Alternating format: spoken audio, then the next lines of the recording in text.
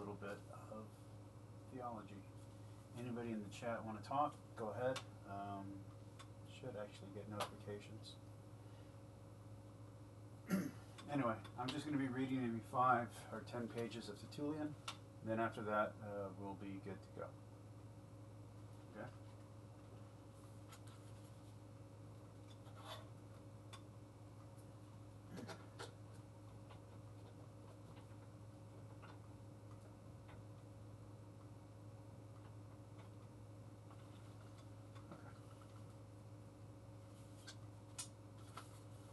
We're going to be doing apologetics, and this is going to be a copyright-free, don't worry, public domain reading. Like I said, I'm only going to go maybe 5 pages max. But let's see what he says. They lament it as an injury, and yet even so they do not bestir their minds to reflect whether there are many or not.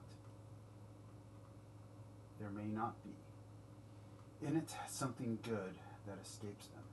No, it is forbidden to guess more shrewdly. It does not please them to test at closer quarters.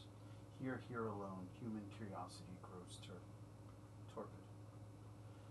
They love to be ignorant, though others rejoice to know.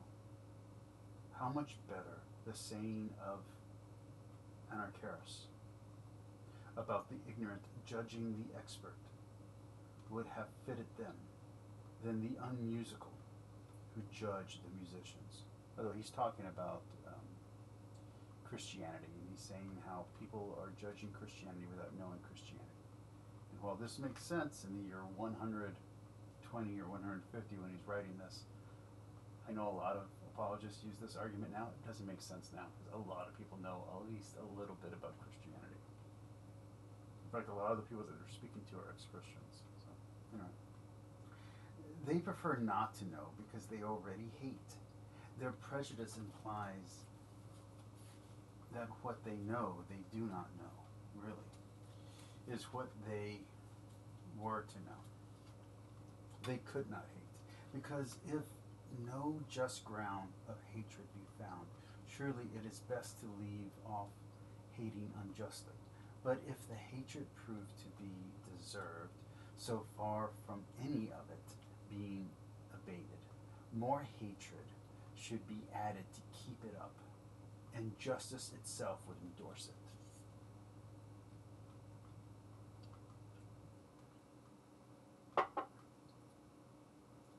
So if ignorance was a license to hate, justice would endorse it. Justice does not endorse it, so therefore it's not a license to hate. But, says he, a thing is not necessarily good because it wins many adherents. Just because a lot of people follow it doesn't make it right. How many are predisposed to evil? How many desert to error? Who denies that? Yet a thing that is really bad, not even those who are caught by it dare to defend or to call good. Nature steeps every evil thing with either fear or shame. Why evildoers are eager to escape notice? They avoid appearing. They are anxious when caught. They deny when accused. Even under torture, they do not easily or always confess. At all events, when condemned, they lament. They tell how often they have felt the impulse of a mind distraught. They set their deeds down to fate or to the stars. They will not admit to be their own what they recognize as evil. But look at the Christians. There you have quite another story. Not a man of them is ashamed of it. Not a man regrets, unless indeed that he was not a Christian earlier. Interesting idea there. That the non-Christians are so busy judging the Christians for their supposed evil deeds that they don't notice their own evil deeds. Yet, the Christians themselves will admit to their evil deeds if they are being a true Christian. Now, that's an interesting idea. going to turn on the AC.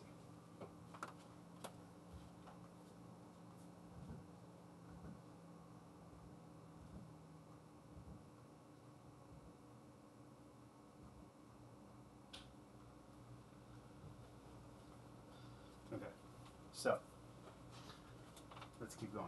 I like this. I like this so far. If he is denounced as a Christian, he glories in it. If he is accused, he does not defend himself. When he is questioned, he confesses without any pressure. When he is condemned, he renders thanks.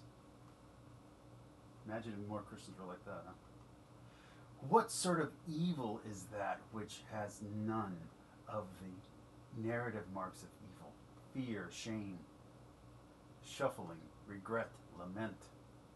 What is that evil where the criminal is glad, where accusation is the thing he prays for, and punishment is his facility? Imagine if Christians this day had these kind of guts, this kind of bearing. It is not you to call it madness, you, a man convinced of sheer ignorance of it. But now, if it is really certain that we are all men that must, let me read that again. But now, if it is really certain that we are of all men the most criminal, why do you yourselves treat us otherwise than those like us? The rest of the criminal classes, that is. When the same treatment belongs to the same fault. Whatever you charge against us, when you so charge others, they use their own eloquence. They hire the advocacy of others to prove their innocence. There is freedom to answer, to cross-question, since in fact it is against the law for men to be condemned undefended and unheard. By the way, 150 AD. But to Christians alone it is forbidden to say anything to clear their case, to defend truth, to save the judge from being unjust. No, one thing is looked for, one alone, the one thing needed for popular hatred, the confession of the name. You know the name.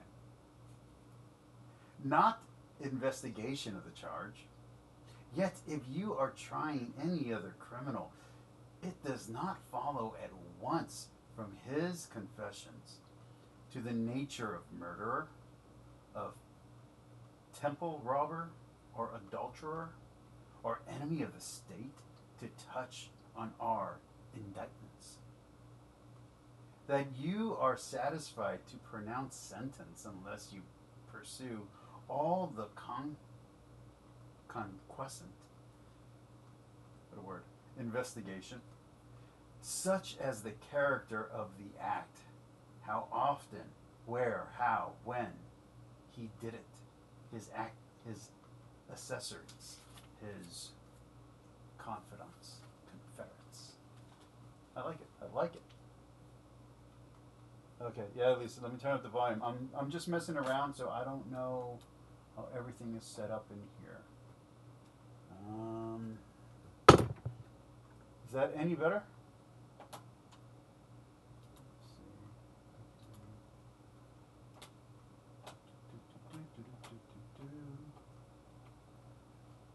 I am using a different streaming app than we usually use, so I don't know if everything is loud enough. Lisa, if you're still there, can you let me know? Let me know if the sound's better.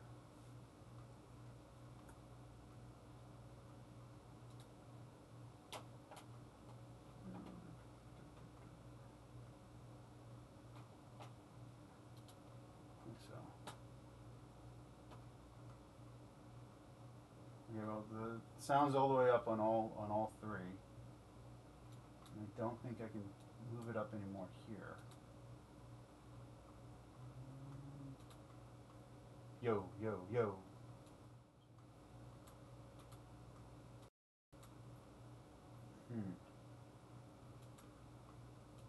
Yeah, I'll have to mess with it another day. Hopefully you can hear me. Projector.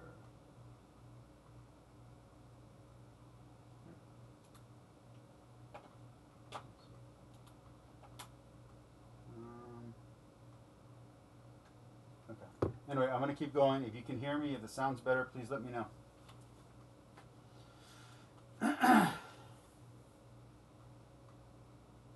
In our case, nothing of the kind. It ought just as much to be wrung out of us whenever that false charge is made. You, how many murdered babies each of us had tasted. How many acts of incest he had done in the dark. That cooks, what cooks were there? Yes, and what dogs. Oh, the glory of that magistrate who had brought to light some Christian who had eaten up, to date, 100 babies. So for those that don't know, the accusation against Christians, because we have the Eucharist, Christians here would mean Catholic, by the way. Christian doesn't mean Protestant yet in this time period, is that we were eating our own God. So therefore, what else would we not eat? That's the accusation. Okay, let's keep going.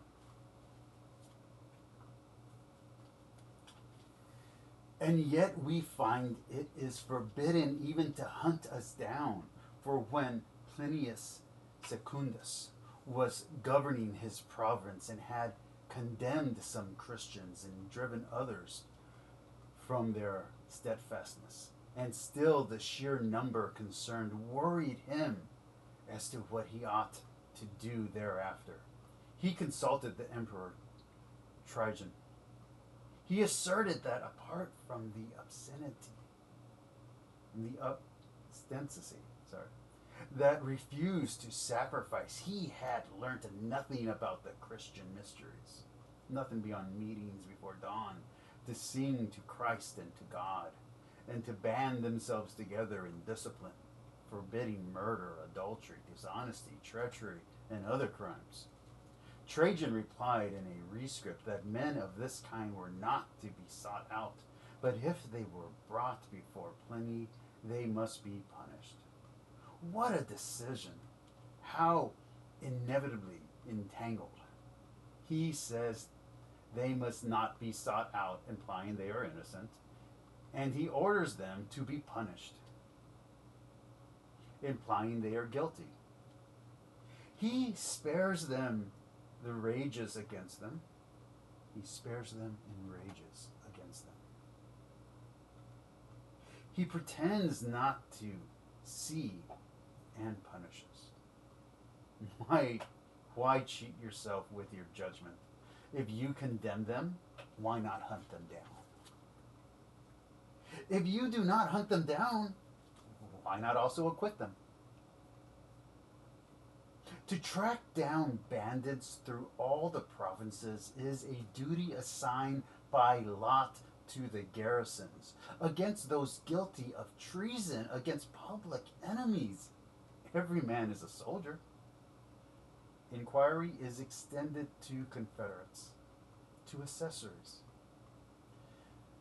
Guilt by association, by the way. The Christian alone may not be hunted down, but he may be hauled before the magistrate, as if hunting down led to anything but hauling him to the court. So you condemn a man when hauled to the court, a man whom nobody wished to be sought out, who I suppose really has not deserved punishment because he is guilty. But because forbidden to be looked for, he was found. Then again, in that matter, you do not deal with us in accordance with your procedure in judging criminals. If the other criminals plead not guilty, you torture them and you make them confess. The Christians alone you torture to make them deny. Yet, think about this next time you're in a debate. You hear a debate between Christians and Catholics, or Christians and between Christians and atheists. Just think about that. Yet, if it were something evil that should deny our guilt, and you would use torture to force us to confess it, for you would not hold judicial investigation of our crimes needless, on the ground that you were certain of their commission from the confession of the name. And again, we all know the name. For to this day, though the murderer confesses, and though you know what murder is, nonetheless you rack out of him the story of his crime. So much the more upside down is your procedure with us, when you presume our crimes from our confession of the name, and then try to, by torture, to force us to cancel our confession, in order that by denying the name, we may really deny the crimes too, which you had presumed from your confession of the name. But of course, I suppose you do not want us to be done to sentence that is called for them. The guilty man must cancel the penalty due by enduring it, not by being revealed by it. No, nobody desires to acquit him. It is not permissible to wish it. That is why no man is forced to deny his guilt. But the Christian, a man guilty of every crime, the enemy of the gods, emperors, laws, morals, the enemy of all nature altogether, you conceive of him, or so you conceive of him. And then you force him to deny the charge in order to acquit him. A man you will not be able to acquit unless he has denied. You are playing fast and loose with the laws. You want him then to deny that he is guilty in order to make him innocent, to quiet against his will. 2 by now. And even his past is not to count against him. What is the meaning of this confession? This failure to reflect that more credence is to be given to a voluntary confession than to a forceful denial. To reflect that, when compelled to deny, he may not honestly deny. And once acquitted, he may again, after your tribunal, laugh at your enmity, once more be a Christian.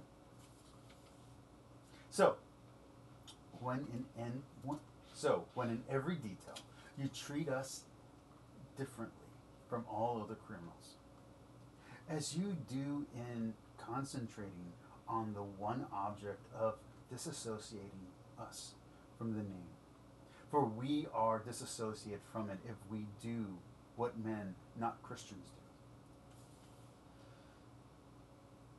Can you gather that the grave men of the case is not any crime but a name? This name, a certain rational agency, rival in its operation, as cells with the prime motive, that men may be unwilling to know for certain, that they certainly know they do not know. So they believe things about us which are not proved, and they are unwilling to inquire, and they are unwilling for inquiry to be made, in case things they prefer to have believed should be proved untrue. And the object is that the name, which is the enemy of that rival agency, may, because of crimes presumed but not proven, be condemned simply on its own confession. So we are tortured when we confess. We are punished when we persist.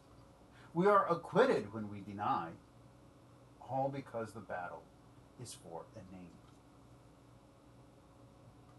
Again, think of this when you see debates between atheists and Christians, and the atheists are trying to get the Christians to deny Christian doctrine and Christian dogma. Just think about that. Just think about that. This is beautiful. Finally, in reading the charge, why do you call the man a Christian? Why not a murderer too? If a Christian is a murderer, well, why not incestuous or anything else you believe us to be? Or is it that in our case and ours alone, it shames you or vexes you to use the actual names of our crimes? If a Christian, with no charge laid against him, is defendant because of a name, because of a belief, how shocking the name must be if the charge consists of a name and nothing more. Okay, that's twice as long as I said I was going to read. I hope there's anyone watching